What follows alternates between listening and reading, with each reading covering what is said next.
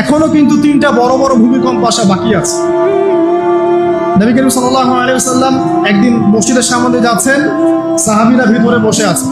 সাহাবীরা কোন একটা বিষয়ে কথোপকথন করছেন। নবী করিম সাল্লাল্লাহু আলাইহি ওয়াসাল্লাম জিজ্ঞাসা করলেন, তোমরা কি নিয়ে কথাবার্তা বলছো?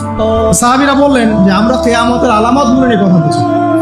তখন নবীজি বললেন সাল্লাল্লাহু আলাইহি ওয়াসাল্লাম, 10টা আলামত আসার আগে কিয়ামত হবে না।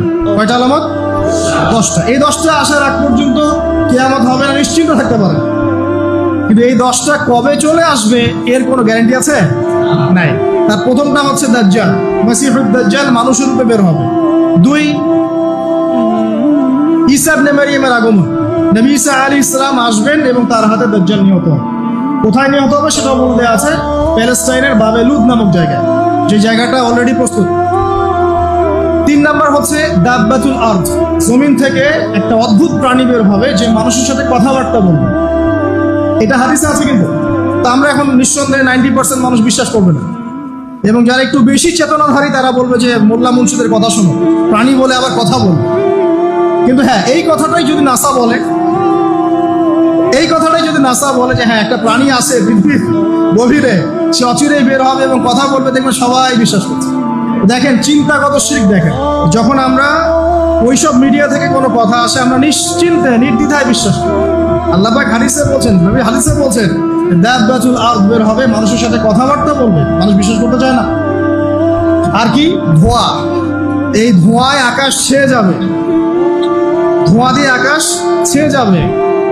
এবং এত বড় ধোঁয়া বিশ্ববাসী কখনো দেখে নাই। এখন অনেকে বলছেন, এখনকার আধুনিক স্কলার যারা, অনেক স্কলারের এটা মত, এটা কিন্তু হাদিসে নাই, তাদের মত হতে পারে যে একটা নিউক্লিয়ার এক্সপ্লোশন হবে। সারা ওয়ার্ল্ড তো এখন নিউক্লিয়ার যুদ্ধের সামনে দাঁড়িয়ে আছে, তখন হয়তো বা ধোঁয়ায় পুরো বিশ্ব ছেয়ে যেতে পারে। এটা তাদের মত। এটা হতেও পারে, নাও হতে পারে, হওয়ার সম্ভাবনা কিন্তু আছে, উড়িয়ে দেওয়া যাচ্ছে না। ঠিক আছে? 4টা। 5 কি? 5 হচ্ছে ইয়াজুজ আর মাজুজ।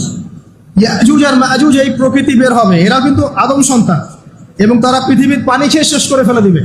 তারপর এই যে 6, 7, 8 এই 3টা হচ্ছে 3টা বড় বড় ভূমিকম্প, যেটা বলতে গিয়ে আমি জিজ্ঞাসা করি যে 3টা ভূমিকম্প এখনো আসা বাকি আছে।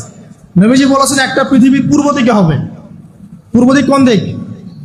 এই যে Indonesia, Malaysia, Bangladesh, Pakistan, Myanmar, আপনার শ্রীলঙ্কা, এই পুরো কন্টিনেন্ট পূর্ব দিক, পৃথিবীর পূর্ব দিক। কোন কান্ট্রি এটা তো বলা হয়নি, পূর্ব দিক বলা হয়েছে। এবং এখানে ভূমিকম্প বলা হচ্ছে না, বলা হচ্ছে ভূমি ধসে যাবে, মানে পুরো ভূমিটা নিচে চলে যাবে।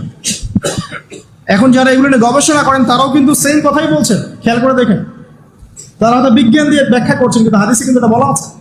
আরেকটা হচ্ছে পৃথিবী